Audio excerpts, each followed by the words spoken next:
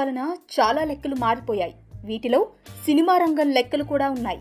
ఈ నేపథ్యంలో పవన్ కళ్యాణ్ త్రివిక్రమ్ కాంబినేషన్లో తెరకెక్కుతున్న చిత్రాన్ని సంక్రాంతికి విడుదల చేయాలని భావిస్తున్న సంగతి తెలిసిందే. అయితే ఈ మూవీ ప్రీ రిలీజ్ బిజినెస్ ని గత నెలలోనే ఫినిష్ చేసేశారు. దాదాపు అన్ని ఏరియాల్లోనూ థియేట్రికల్ రైట్స్ విక్రయించేశారట. శాటిలైట్ రైట్స్ విషయంలో కూడా ఒప్పందం జరిగిపోయిందని తెలుస్తోంది.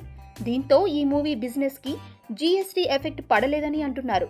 కానీ మురుగదాస్ దర్శకత్వంలో మహేష్ బాబు నటిస్తున్న స్పైడర్ విషయంలో మాత్రం అలా జరగలేదు. దసరాకే స్పైడర్ రిలీజ్ కానున్నా ఇంకా ఈ మూవీ బిజినెస్ డీల్స్ పూర్తి కాలేదట. మరికొన్ని రోజుల్లో వీటిని పూర్తి చేయనుండగా ఇప్పుడు పెరిగిపోయిన ట్యాక్సుల కారణంగా భారీ మొత్తాలను చెల్లించేందుకు డిస్ట్రిబ్యూటర్స్ సంకోచిస్తున్నారని తెలుస్తోంది. చాలా ఏరియాల నుంచి తక్కువ రేట్లకు కోట్స్ వస్తున్నాయట.